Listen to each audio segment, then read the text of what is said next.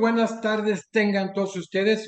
Es un gusto como presidente nacional de la Academia Mexicana de Derecho continuar en el cierre de este importantísimo Congreso Internacional de Independencia Judicial y Selección de Jueces y Magistrados Constitucionales, con ejercicios desde Europa a nuestra América Latina, analizando la trascendencia que tiene la independencia judicial y la importancia que se tiene en la selección, precisamente, incluso en la remoción de los jueces y magistrados constitucionales dentro de los sistemas democráticos. Y hoy tenemos a un extraordinario jurista experto, tres veces presidente de la Corte, de la Suprema Corte de Justicia del Uruguay, el querido doctor Jorge Omar Chediak González, que iba a estar con nosotros en La Paz, pero yo me comprometo a que pronto lo tengamos en un lugar de los muy bonitos que hay en México, como los hay en Uruguay, en Montevideo, Punta del Este, bueno, ni decir, pero nos vamos a ver en México primero, Dios pronto, mi querido doctor, un gusto como miembro honorario de la Academia tenerlo de nueva cuenta.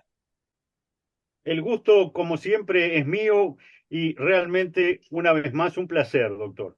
Fíjense que lo mando a saludar a Alejandro Carrillo Ochoa, el doctor, que es un gran amigo, miembro de la Academia, es el fiscal estatal anticorrupción de Michoacán, que está generando un evento muy importante, también un estado hermosísimo, coordinando todos los fiscales anticorrupción del país. Y le mando un fuerte saludo a nuestro querido amigo Alejandro Carrillo Ochoa. Un abrazo, Alejandro, y que pronto, reitero, lo tengamos en México. Bueno, el doctor Jorge Omar Chediak González fue tres ocasiones presidente de la Suprema Corte de Justicia del Uruguay, muy prestigiosa, secretario nacional para la lucha contra el lavado de activos y el financiamiento del terrorismo del Uruguay, magistrado honorario de la Cumbre Judicial Iberoamericana, fue integrante de la Comisión Permanente de Coordinación y Seguimiento del 2012 al 19 y orgullosamente es miembro honorario de la Academia Mexicana de Derecho. Obviamente hicimos un pequeño resumen del sinnúmero de elementos que integran su currículum y hoy abordará el tema la independencia judicial y la selección de los ministros constitucionales del Uruguay. Vamos a que genere, darle el uso de la voz al doctor y al final una sesión breve, sesión de preguntas y respuestas. Adelante, querido doctor Jorge Omar. Muchas gracias y, por supuesto, lo menos aburrido en estas instancias suelen ser las preguntas y, y las respuestas. Básicamente, creo que todos conocemos la dificultad de obtener una verdadera independencia de la rama judicial. Sigue siendo la mejor receta la que establecieron los padres fundadores de los Estados Unidos ya en algunos artículos del Federalista, señalando que lo mejor con las tres ramas del gobierno era que las dos ramas restantes intervinieran lo menos posible en la designación de la tercera, que por supuesto aplica perfectamente para la rama judicial, que es lo que estamos hablando, y la cúpula de la rama judicial, que es donde suele residir el poder de control constitucional. ¿Por qué? Porque básicamente está en todos los textos.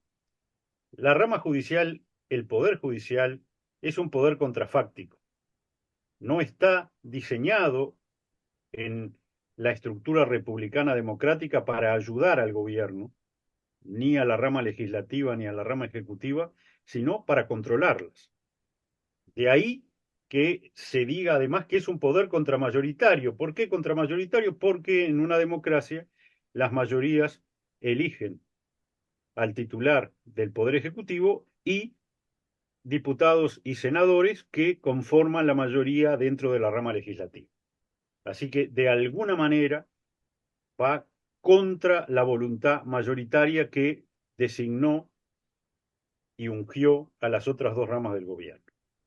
Razón por la cual para nosotros, y es un tema de apreciación personal, pero luego de más de 4 décadas en la magistratura, creo que avalada por la realidad que además percibimos siendo secretario permanente de la Cumbre Judicial Iberoamericana. El gran tema aquí no es la idoneidad técnica profesional de los candidatos, sino cómo lograr que esos candidatos cuya idoneidad está dada, es decir, es muy difícil que en una estructura democrática terminen siendo elegidos al máximo órgano de la judicatura o en su caso, al Tribunal Constitucional, quienes no sean abogados de prestigiosa trayectoria y abundante currículum. Eso que parece importante y lo es, lo damos por descontado. En general, en todas las estructuras democráticas, la idoneidad técnica profesional de los candidatos está asegurada. El tema es, bueno, ¿cómo logramos la independencia? La independencia del poder político, la independencia del poder ejecutivo, sobre todo, pero también de las mayorías del poder legislativo. Es tradicional el acuerdo cuando existe la posibilidad de nombrar un cuerpo en su totalidad, sean 5 miembros, 7 miembros, 9 miembros, la lógica política democrática instala que si son 9, sean 5 de la mayoría y 4 de la minoría, si son 7, 4 y 3, si son 5, 3 y 2, es decir, un equilibrio de pertenencias políticas dentro de los candidatos, que es una razonable fórmula. Ahora, si más allá de que los candidatos no hayan tenido actividad política abierta, la mayoría del órgano Suprema Corte de Justicia, Corte Suprema de Justicia, Tribunal Constitucional, está conformada por ministros que sintonizan con el gobierno, con el Poder Ejecutivo o con la mayoría del Parlamento, no estamos obteniendo un eficaz control de las otras dos ramas del gobierno, que fue lo que plantearon los padres fundadores de los Estados Unidos, que básicamente diseñaron operativamente este sistema. Hay alternativas, por supuesto, y creo que en general las tenemos todas conocidas y están sobre la mesa. Lo primero es tratar de que los mandatos de los órganos de cierre de la rama judicial no coincidan con los mandatos de las otras dos ramas del gobierno. Básicamente, en nuestros países, las elecciones determinan renovación de los gobiernos cada 4, cada 5, en algún caso cada 7 años, no más que eso. En Uruguay originalmente eran 4, desde la reforma constitucional del 67 se pasó a 5 años, es decir, se entendió que 4 años era un periodo de gobierno demasiado corto. Pero bueno, en otros países, en los propios Estados Unidos de Norteamérica, se ha mantenido la fórmula tradicional de renovación de autoridades máximas vía elecciones democráticas cada 4 años. ¿Cómo deberían? ¿Cuál es la buena práctica de los mandatos de las autoridades judiciales? Y básicamente que sean más largos. No parece la mejor fórmula y lo ha demostrado la realidad, sobre todo en relación a los tribunales constitucionales, simplemente porque son de creación histórica más nueva que las propias cortes. No parece una fórmula de las más deseadas que el mandato de un ministro del Tribunal Constitucional o un ministro de la Corte coincida en su duración con el mandato, por ejemplo, del presidente de la República, de los senadores o de los diputados o de los gobernadores. Ya estaba planteado así, se aspiraba a que en los propios Estados Unidos al inicio, que hubiera renovaciones frecuentes de las dos ramas del gobierno políticas, del Poder Ejecutivo y del Poder Legislativo, pero que los mandatos de las autoridades judiciales tendieran a ser vitalicias. Por supuesto que se ha ido dejando de lado el término de mantenerse en el cargo mientras uno esté con las facultades intelectuales íntegras y se han ido estableciendo periodos para los mandatos. El más común, 10 años, 15 años o hasta los 70 años de edad o hasta los 75 años de edad, que se ha ido confluyendo en no estar en los cargos de cierre de la rama judicial más allá de los 75 años de edad, aunque uno se encuentre con sus facultades intelectuales a pleno. Pero el denominador común es que sean mandatos que excedan el mandato político. Es decir, que, por ejemplo, un presidente de la República tenga que convivir con magistrados de la Suprema Corte de Justicia o del Tribunal Constitucional que fueron nombrados en el gobierno anterior. Que no tenga la posibilidad, que se da si el mandato de 5 años y además coincide con las fechas del mandato del gobierno, que no tenga la posibilidad de nombrar él o hacer un acuerdo político él para nombrar, para designar a las máximas autoridades de la rama judicial. En Estados Unidos vemos esa situación porque si analizamos la duración de los mandatos, y los norteamericanos llevan una estadística que ojalá, por ejemplo, lleváramos en Uruguay, llevan una estadística precisa de la duración de los términos de los ministros de la Suprema Corte de Justicia de los Estados Unidos, desde la primera corte que nombrara el general George Washington hasta ahora. Y la duración promedio es de 14 años y 3 meses. Es decir, más de 3 periodos y medio de presidente de la República. Y además, ese es el promedio. Hay magistrados, no más de media docena, que han estado más de 30 años en la Suprema Corte de Justicia, y creo que hay 2 o 3 que estuvieron más de 33 años. Es decir, en algunos casos se ha llegado a que 6 presidentes de la República tuvieran que convivir con el mismo ministro de la Suprema Corte de Justicia. ¿En qué beneficia ello? Bueno, que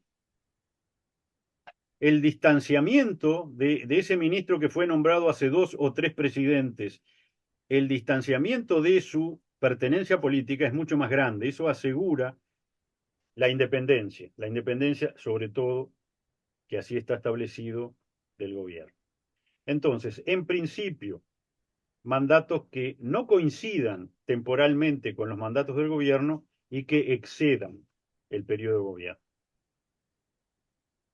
La otra fórmula, por supuesto, que también asegura la independencia, es las renovaciones parciales, es decir, que ningún presidente, aunque en su periodo cesen los mandatos de alguno de los ministros del Tribunal Constitucional o de la Suprema Corte de Justicia, pueda promover el nombramiento de todos, sino que los nombramientos inicialmente se difirieron en el tiempo, se nombró a algunos en determinada fecha, a otros en fechas posteriores, y por ende las renovaciones, de tal modo sucede también en los Estados Unidos de Norteamérica en relación a las autoridades legislativas, en donde no se eligen todas en forma conjunta al presidente de la República, sino que una parte también se elige en las elecciones de medio término. Bueno, eso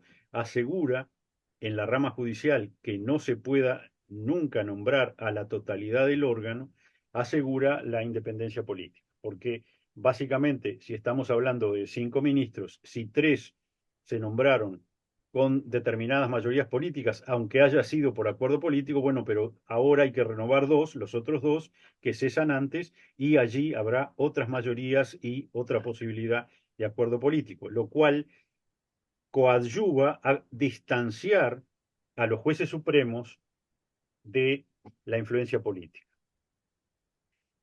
Otra de las razones lógicas que avala la permanencia larga de las autoridades judiciales es no verse tampoco, por esa duración de los mandatos que exceden a los periodos de gobierno, no verse sujetos a represalias que puedan, a su respecto, vía juicio político, por ejemplo, realizar las autoridades del gobierno de turno, sino que por su estatus se encontrarían durante todo ese periodo de gobierno blindados frente a posibles juicios políticos, y eso coadyuva también a la independencia, es decir, que no puedan ser premiados y no puedan ser castigados por haber tomado básicamente decisiones que disgustaron, suele pasar, el control constitucional tiene eso, Sí, claro. uno, cada vez que declara una inconstitucionalidad, eh, genera una rispidez con las autoridades de gobierno, sea con el Poder Ejecutivo, sea con el Poder Legislativo, si uno termina declarando inconstitucional una ley, o a veces con ambos, ¿no? Termina disgustando a la Presidencia de la República y a las mayorías oficialistas de la rama legislativa. Por lo cual son cargos, yo lo puedo atestiguar personalmente, bastante ingratos, ¿no? Uno recibe mucho más críticas que aplausos. Va con el cargo. Forma parte del bagaje de estos cargos y, por supuesto, simplemente hay que convivir con ello. Entonces, en el diseño institucional, concretamente, mandatos largos, posibilidad de renovación parcial, que no coincidan las fechas de los mandatos, o al menos del inicio de los mandatos, con el inicio del gobierno, a los efectos de alejarlo la designación lo más posible de los intereses políticos naturales de las otras dos ramas del gobierno. Nadie está diciendo que no, que esto no sea natural, no, pero bueno, tenemos, recordemos, dos ramas esencialmente políticas con intereses políticos y una que está más alejada de la actividad política, pero debe controlar, como decían los padres fundadores, a quien tiene la espada, que básicamente es el presidente de la República, que suele ser el comandante supremo también de las Fuerzas Armadas, y a quien tiene la bolsa, en general, nuestros parlamentos, que son quienes a través de las leyes presupuestales habilitan o no los distintos rubros para las múltiples actividades que un gobierno tiene. Y quedamos en el Poder Judicial en esta función de contralor que que no suele ser la más grata, como decíamos, porque en general siempre detrás de leyes o de actos que se declaran inconstitucionales estaban las mejores intenciones. Entonces, por ejemplo, en una oportunidad que declaramos un impuesto a la concentración de la tierra, en un sobreimpuesto, porque en realidad impuestos ya había a la concentración de la tierra en el Uruguay, que estaba destinado a la pavimentación rural, es decir, a construir carreteras en los ámbitos no urbanos. Por supuesto, había un tema de diseño tributario equivocado, de doble tributación. Anulamos la ley y se nos acusó prácticamente de conspirar contra las mejores carreteras en el interior del país, porque, por supuesto, la ley tenía, pese a ser inconstitucional, un fin loable, que era mejorar la caminería en el interior de la República. Pero bueno, decíamos, esto básicamente en el nivel de diseño institucional. ¿Se puede coadyuvar a distanciar aún más los órganos judiciales de su designación política? Bueno, primero, señalar que no hay alternativa a la designación política. No puede generarse una designación espontánea en una democracia de los magistrados. Los magistrados tienen que ser designados y las alternativas también son bastante conocidas. Puede ser a propuesta del señor presidente de la República, con venia del Senado. De ser ese el mecanismo, tenemos una alternativa mejor que otra, incluso para la venia, si esa propuesta del presidente de la República, la buena práctica es que la venia sea por mayoría calificada, es decir, no por mayoría simple, que permita que la mayoría que acompaña al Poder Ejecutivo, que conforma el gobierno, pueda designar estos magistrados, sino por mayoría calificada, sean 3/5 o sea 2/3, de tal forma que nos aseguremos que deban existir votos de la oposición política para poder darle la venia al magistrado. Entonces, allí el gobierno se ve obligado a negociar con la oposición el apoyo a el ministro que propone a los efectos de obtener la venia que lo habilite a asumir el cargo. Así que si es por designación de el presidente de la República, a propuesta o designación del presidente de la República, que se requiera en la Cámara de Senadores una mayoría especial.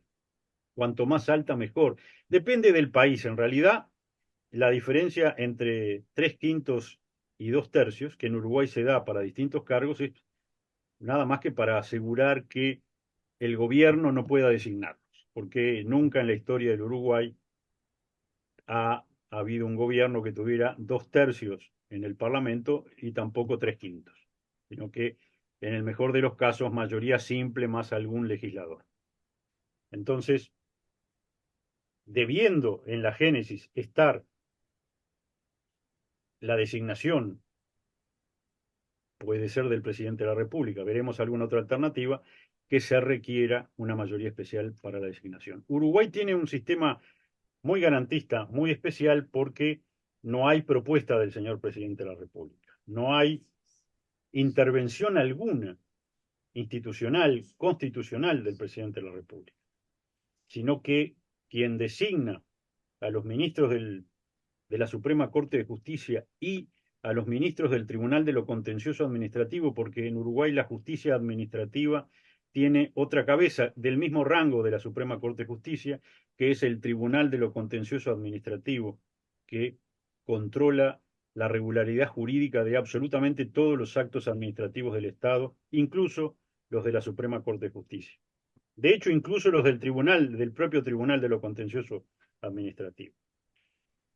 Y allí vamos a un nombramiento por la Asamblea General.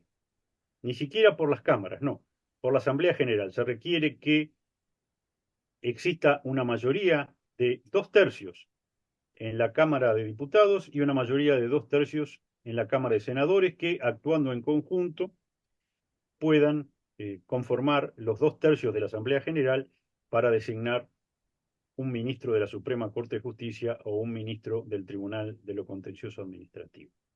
Eso ha garantizado que los ministros estén alejados de la actividad política y que se distancie absolutamente la pertenencia política de la posibilidad de obtener los votos, porque básicamente siempre se requieren votos del oficialismo y de la oposición para nombrar un ministro, y nadie puede ser al mismo tiempo del oficialismo y de la oposición. Esa es básicamente la mejor fórmula que Uruguay ha encontrado para la designación. Es decir, prescindir del presidente de la República, de la influencia del presidente de la República, y exigir que los votos deban estar del mayor partido o de toda la coalición de gobierno y de parte importante de la coalición de oposición. Esa es una fórmula que a Uruguay le ha resultado extremadamente beneficiosa para el control democrático, y nos ha llevado, lo hemos dicho, yo suelo pasar el aviso, a esta situación en donde normalmente ranqueábamos en independencia judicial debajo de Canadá en las tres Américas, es decir, medalla de plata, ya que estamos en época de Juegos Olímpicos. y el año pasado pasamos a la medalla de oro, es decir, que Canadá quedó en ¿Qué cara? ¿Qué tal?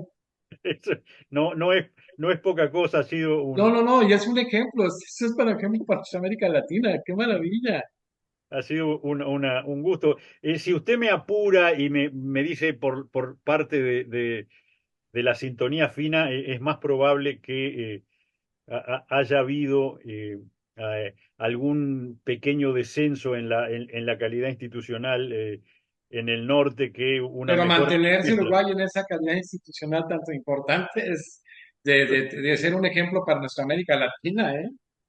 Pero bueno, a nosotros nos ha dado resultado esta vieja fórmula que se fue volviendo más exigente. Es decir, empezamos con la misma forma de designación en nuestras constituciones primigenias, pero lo que fue incrementándose históricamente es las mayorías. Eh, Básicamente se comenzó con que debía ser la designación, y tenemos países donde así sucede, por la Asamblea General por mayoría de miembros presentes. El tema es que a veces la mayoría de miembros presentes conforman un quórum que no representa la voluntad total del cuerpo. Entonces, con distintas modificaciones constitucionales, pasamos y dice, bueno, vamos a no a hacer más difícil el nombramiento y en vez de mayoría de miembros presentes, mayoría de integrantes. Con lo Claro. cual ahí nos aseguramos, porque el Parlamento del Uruguay tiene 99 diputados y 31 senadores, que básicamente, a grosso modo, se necesitaran eh, la mitad más uno de la totalidad de los 130 legisladores. Ahora, luego, dado que se llegó en alguna situación puntual a que el gobierno tuviera la mitad más uno de los legisladores, dijeron, bueno, no, pero no estamos cumpliendo el objetivo, la teleología de estas normas constitucionales, que era que el gobierno no pueda nombrar al ministro de la Suprema Corte de Justicia, sino que requiera los votos de la oposición. Entonces ahí pasamos a la mayoría calificada. Dice, sí, presentes, pero además dos tercios de, perdón, integrantes, pero además dos tercios de los integrantes. Y ya que estamos, dos tercios de los integrantes de ambas cámaras, es decir, no pueden ser, por ejemplo, y creo que ahora esto se concreta, los dos tercios, en que en 130 legisladores los jueces para ser nombrados necesitamos 87 votos. Y sí, pero no pueden ser 87 votos de 87 diputados, no, tiene que ser dos tercios al menos de los diputados y dos tercios al menos de los senadores. Y allí se, esta fórmula, cada vez que fue escalando en dificultad política para forzar el acuerdo, nos lleva a esta situación en donde, primero, es muy importante para los jueces no tener una, primero la actividad política está vedada, ¿no? So pena de destitución. Pero además no tener un perfil político demasiado acentuado, porque básicamente cuando llega el momento de la elección uno necesita votos del gobierno y de la oposición. Con lo cual también la idea es que se asegure una idoneidad tal que no merezca objeciones de ningún sector del espectro político. Ahora, vamos a otro tema más complicado de instrumentar cuando no se tiene. ¿Cuál debería ser el origen de los candidatos? El peor origen, eh, simplemente por apreciación de la realidad. Yo no digo que ser político no Ok. sea una actividad loable a la cual uno deba básicamente dedicarse por el bien común. No, no. Digo, en esta lógica en donde es importante que en la rama judicial sus integrantes estén lo más alejados de la política que se pueda, no ha resultado lo mejor nombrar, por ejemplo, un distinguido profesor que a su vez es senador o ha sido senador o ha sido diputado o ha sido gobernador. ¿Por qué? Porque en su ADN está la visión política. Por supuesto tiene las condiciones técnicas y profesionales y seguramente éticas, Tendencia. pero es además un político. Entonces, es esa situación de recurrir a destacadas figuras del ámbito político para integrar una Suprema Corte de Justicia o un Tribunal Constitucional, incluso a veces un Consejo de la Magistratura, no ha resultado la mejor. ¿Qué nos va quedando? Bueno, nos va quedando la actividad económica, la actividad académica pura, distinguidos catedráticos, distinguidos docentes que no hayan tenido actividad política notoria, y los propios jueces, y los propios jueces, que en general en todos nuestros países tienen vedada la actividad política. Entonces se han mantenido desde los estratos más bajos de la magistratura alejados del sistema político.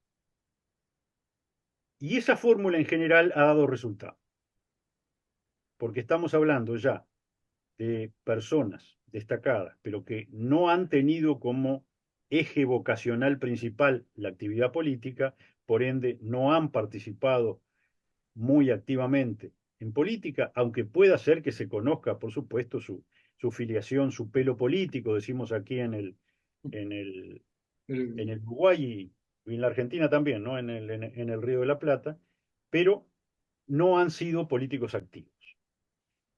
Por allí es donde la experiencia indica que se han logrado las mejores integraciones de los órganos de cierre de la magistratura, con quienes no son políticos, quienes tienen las condiciones, pero además no son directamente políticos.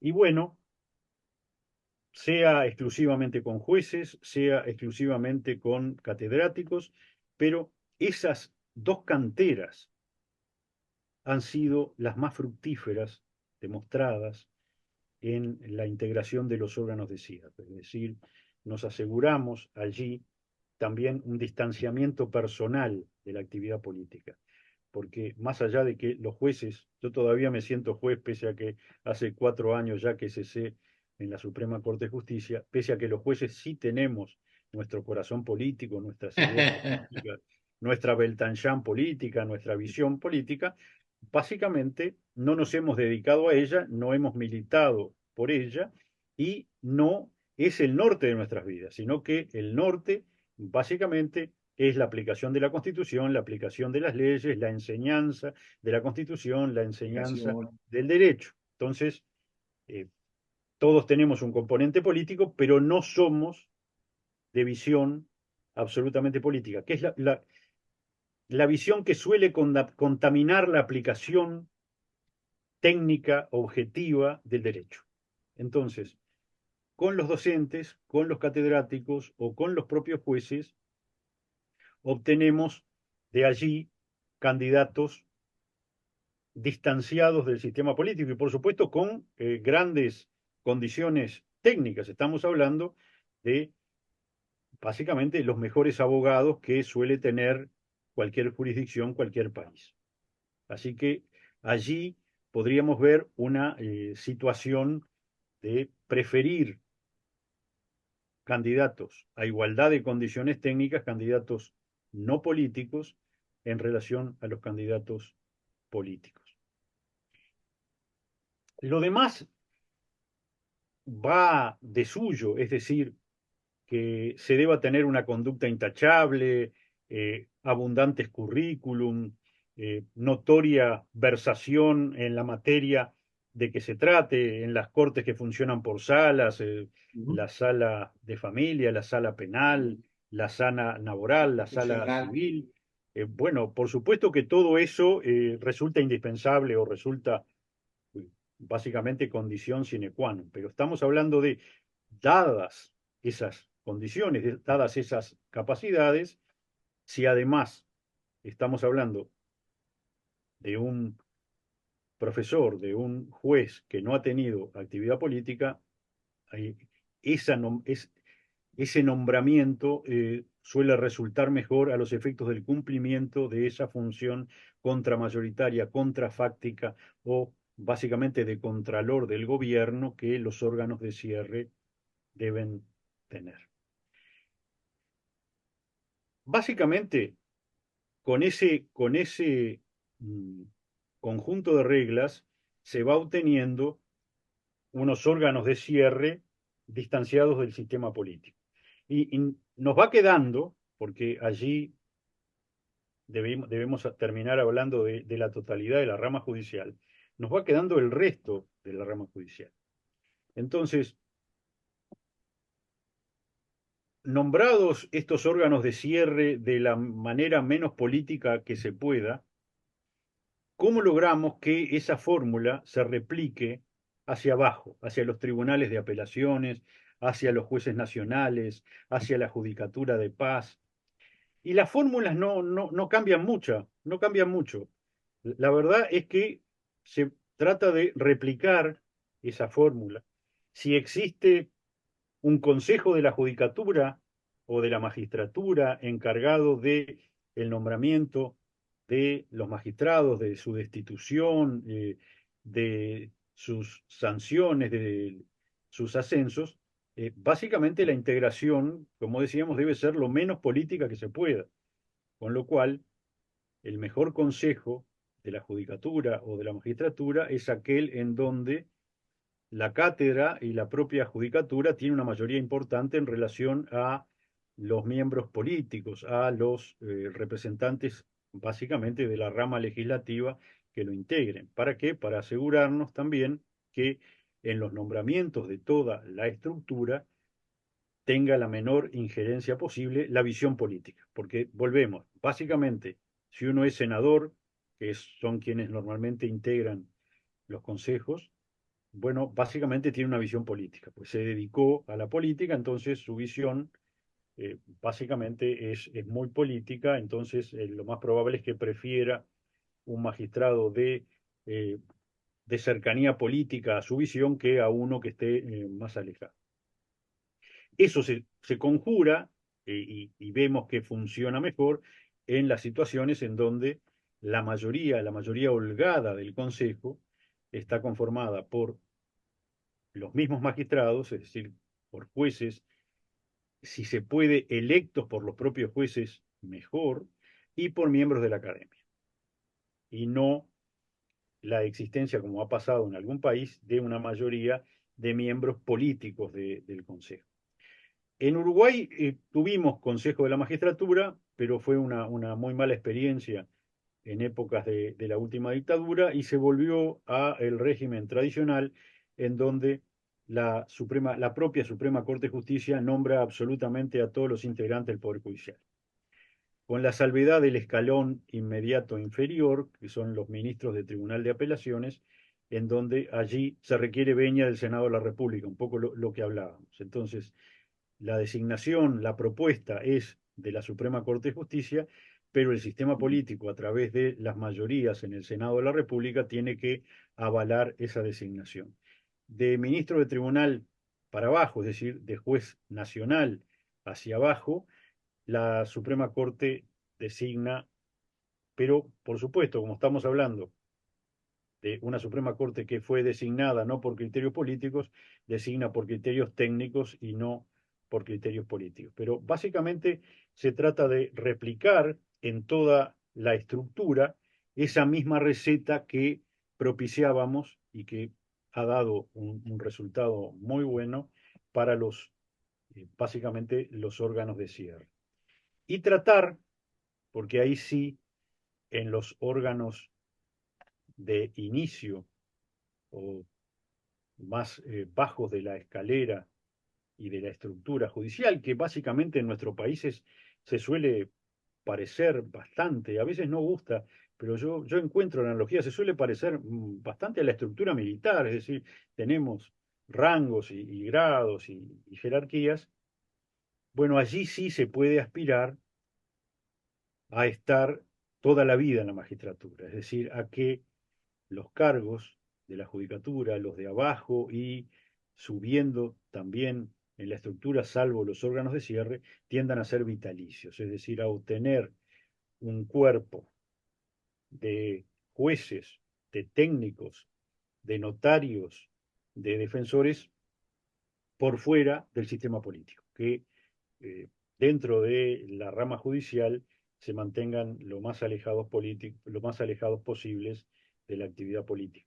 Y eso va asegurando que la rama, por supuesto, asegurando, como todo, no en un 100, con un 100% eficacia. Ojo, no hay sistema perfecto. En el sistema mejor diseñado institucionalmente puede terminar existiendo casos puntuales de injerencia política. No. En las estructuras humanas la perfección no existe. Pero bueno, asegurarnos en la mayor medida que sea posible una rama judicial distanciada de ese poder político al que tiene que controlar, porque por supuesto a nivel constitucional, exclusivamente en el Uruguay, por ejemplo, el control está en la Suprema Corte de Justicia, pero en relación a distintos actos del Poder Ejecutivo y los distintos ministerios, las intendencias, los propios jueces son aquellos que tienen que, en muchos casos, decidir si estuvo o no arreglado a derecho. Entonces, estamos en la misma situación que en el caso del control constitucional. Por lo cual, se debe tener esos jueces contrafácticos lo más independientes e imparciales que sea posible, que si es necesario y es conforme a derecho, resuelvan contra el gobierno de turno, sea un gobierno que han votado o sea un gobierno que no han votado. Es decir, que eh, esa simpatía política no juegue, si es posible, para nada en la toma de las decisiones judiciales. Ese es un poco el gran, en líneas generales y muy abuelo de pájaro, el gran problema de la designación y la designación exitosa de los órganos judiciales. Decimos, ya a esta altura de la evolución de nuestras democracias, la calidad técnica está asegurada. Todos tenemos universidades prestigiosas en nuestros territorios, todos exigimos títulos profesionales, todos exigimos posgrados. Por ende, eso básicamente ya está. El tema es, bueno, a ese conocimiento profundo del derecho, cómo le agregamos que el candidato tenga una visión mayoritariamente jurídica y no política de los temas que tiene que resolver. Y reitero, fórmula mágica no existe. Simplemente la realidad ha demostrado que hay mejores prácticas que han dado mejores resultados que otras. Espero que más o menos no los haya Excelente. aburrido, doctor. Excelente. Vamos a hacer algunas de las preguntas realizadas. Excelente, porque es un tema fundamental en los sistemas democráticos, desde el momento de cómo asegurar precisamente la independencia judicial, el tema de la especialización de la magistratura constitucional, grandes retos del derecho constitucional, lo decía ya Ricardo Agostini, elementos propios del equilibrio de los poderes. Y aquí ¿cuáles son los principales elementos, ya lo adelantó, que caracterizan el control de constitucionalidad en el Uruguay? Bien, nosotros tenemos básicamente un control de constitucionalidad mixto, Sí, claro. porque básicamente es un control de constitucionalidad absolutamente concentrado, porque solo reside en la Suprema Corte de Justicia. La Suprema Corte de Justicia del Uruguay tiene solo 5 miembros establecidos por la Constitución, es decir, no se pueden aumentar ni disminuir por ley. Están, el número ha estado siempre definido por la Cinco. Constitución, evitando, por ejemplo, algunas tentaciones que sufrió el mismo Franklin Delano Roosevelt y últimamente aparentemente estaba afectando también al presidente Biden en el sentido de aumentar el número por ley de ministros de la Suprema Corte de Justicia para diluir determinadas mayorías adversas. Bueno, un sistema de control constitucional centralizado en un solo órgano, pero con efectos difusos. ¿Por qué? Básicamente, en Uruguay el control de constitucionalidad en la primera constitución de 1830 no existía. Luego se entendió con el devenir de los tiempos que era indispensable que existiera un control Control. constitucional, pero básicamente se hizo un acuerdo político. se pensó que una Suprema Corte de Justicia que fuera legislador negativo, es decir, que pudiera por sí hacer caer una ley, era darle demasiado poder a la Suprema Corte de Justicia y se requerían mayorías especiales para modificar la Constitución. Así que básicamente, en virtud de ese acuerdo político, se dice, bueno, perfecto, concentramos el control de constitucionalidad en la Suprema Corte de Justicia, pero exclusivamente con efectos en el caso concreto, que es Partes. básicamente el efecto natural del control difuso, de cuando el propio juez Sí, de la causa puede declarar exclusivamente para su caso la inconstitucionalidad de una ley. Aquí tenemos interpartes. un control mixto. Yo Sí.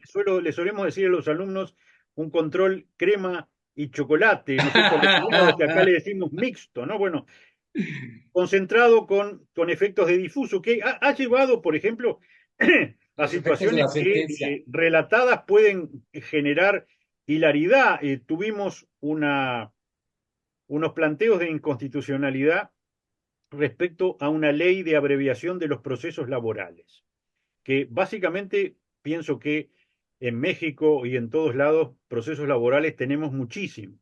Sí, Bueno, claro. básicamente terminamos declarando 4 artículos de La esa ley. ley inconstitucionales, pero en los hechos, todo demandado en un proceso laboral, que eran miles, planteó una acción de inconstitucionalidad ante la Suprema Corte de Justicia y en un año tuvimos 6.000 demandas de inconstitucionalidad respecto de los mismos artículos, con lo cual hubimos de dictar 6.000 sentencias iguales en Uf, relación, que al final, por supuesto, se termina haciendo a través de los secretarios sí, claro, claro, y claro. copiando fallos anteriores. Lo que pasa es que fue un trabajo burocrático espeluznante. En la Secretaría Administrativa de la Suprema Corte de Justicia nadaban entre expedientes y eran todos iguales, pero bueno, el hecho es que al tener eficacia exclusivamente en el caso concreto, fue necesario dictar una sentencia por cada caso, por supuesto. Por Al los año y temas de los pico, efectos de la sentencia. el Parlamento Nacional, al cual le notificamos cada una de esas declaraciones de inconstitucionalidad, modificó los artículos, gracias Sí, a sí, Dios, claro. y no tuvimos que seguir inundados de papeles. Pero sí, tenemos esta situación, un control concentrado de aplicación difusa. Bueno, ya lo mencionó usted, esta calidad institucional, sobre todo en el tema del Poder Judicial, que no se lo come el poder político, gracias a Dios. Evidentemente se garantiza plenamente, ya lo señaló usted del tema humano, pero se garantiza plenamente en el Uruguay la independencia judicial. Exactamente. El modelo sigue siendo el tradicional. Yo sé que estoy, por supuesto, totalmente consciente, lo he visto funcionar, que ha habido unas evoluciones muy importantes en distintos países. Uruguay mantiene esa situación tradicional de Suprema Corte de Justicia que reúne todos los poderes en relación a la rama judicial, porque, por supuesto, no solo efectúa todas las designaciones, como decíamos, sino que decide todos los ascensos, decide todos los procesos administrativos sancionatorios y a su vez Remociones, sí. destituye.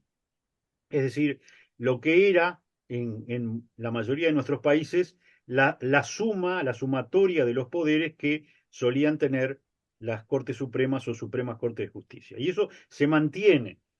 Por supuesto, no puede ser discrecional. Lo que ha ido cambiando y ha ido cambiando en forma muy acentuada, muy importante, y lo hemos acompañado y fomentado a lo largo del tiempo, es el establecimiento de reglas, es decir, reglas para la carrera judicial, reglas para los ascensos en la carrera judicial, procesos administrativos hipergarantistas para los procesos sancionatorios o de destitución, para lo que nosotros llamamos investigaciones administrativas y sumarios administrativos, de tal forma de que el poder discrecional original de la Suprema Corte de Justicia esté lo más acotado por esas reglas posibles, es decir, que esté regido por normas objetivas que tornen absolutamente previsibles las decisiones. Claro. No la discrecionalidad. La Evitar discrecionalidad remociones en una arbitrarias, claro. república democrática debe ser la menor posible. Perfecto, excelente. Doctor, ahora obviamente hablando de esta calidad institucional del Uruguay, digo, ahí están los números que no mienten, que da orgullo y que deben convertirse en un paradigma para América Latina y para América en general. Ahora todo este tema de las adopciones de la magistratura constitucional, México en su momento hizo en 94 una reforma importante para que la Corte Suprema, esas cortes que existen en estados más bien federados, en un momento dado se acercara más a un tribunal constitucional. Se han manejado tribunales constitucionales los formales, fuera del Poder Judicial, los materiales y las salas constitucionales que están dentro del Poder Judicial. No ha habido, evidentemente, dada todo este desarrollo que hay en el tema jurisdiccional en el caso del Uruguay, la más mínima tentación, me imagino, a irse hacia un tribunal constitucional o una sala constitucional.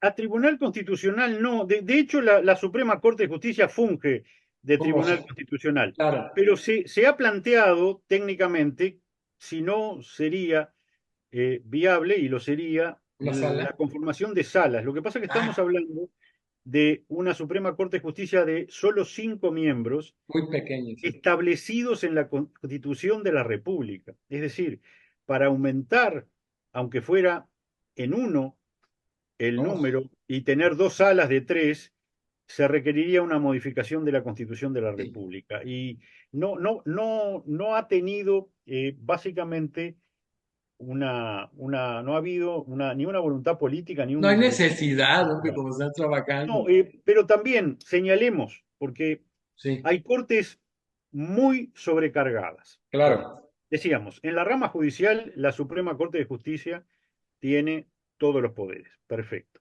Ahora, no hay una sala administrativa de la Suprema Corte de Justicia, una sala contencioso administrativa, porque tenemos separado Tribunal. un tribunal de lo contencioso administrativo que está recargadísimo de trabajo, que también tiene 5 miembros y tiene el Contralor de la Regularidad Jurídica de los Actos del Estado, que no integra el Poder Judicial. Es decir, el trabajo enorme que tendría una sala constitucional contencioso una sala contencioso Entonces, administrativa de la administrativo. Suprema Corte de Justicia, lo tiene un tribunal de lo contencioso administrativo separado.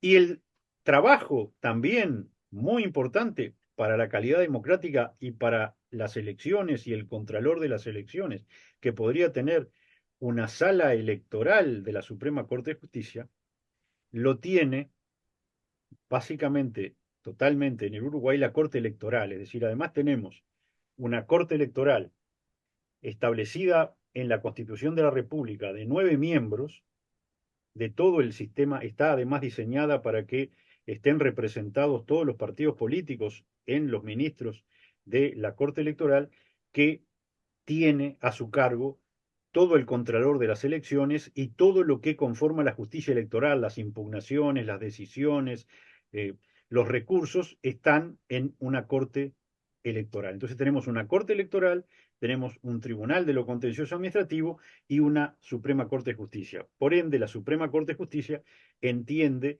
en lo que podríamos decir es estrictamente judicial y no en esas otras materias que en Claro. otros países, en otras jurisdicciones, están también a cargo de la Corte.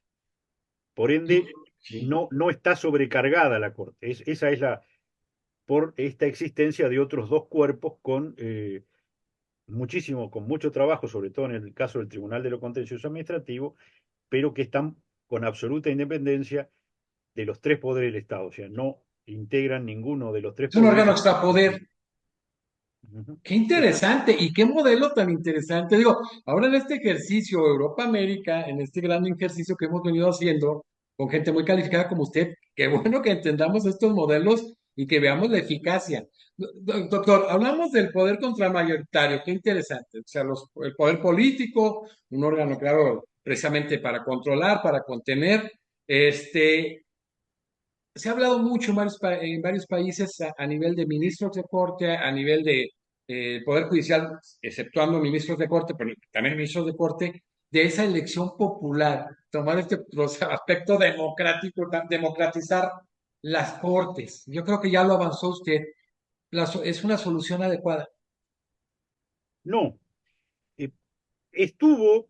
volvemos. A mí me gusta señalar la estructura democrático-republicana de gobierno, más allá de los antecedentes filosóficos europeos de el conde de Montesquieu, Sí, claro, sobre todo, está en el diseño de los padres fundadores de los Estados claro, Unidos de América, entre ellos predominantemente el grandísimo Thomas Jefferson. claro. Por supuesto que ellos analizaron también la posibilidad de la elección popular de los jueces y la descartaron. La descartaron porque básicamente se señalaba, si elegimos de forma parecida a los integrantes de las tres ramas del gobierno, vamos a obtener resultados parecidos. Por ende, si hiciéramos una elección popular, por ejemplo, de los ministros de la Suprema Corte de Justicia, tendríamos una forma de elección en una democracia muy parecida a la de los senadores y a los diputados, y el resultado probablemente sería muy parecido. Entonces decían, no, pero nosotros queremos un poder que controle, no queremos un poder que acompañe.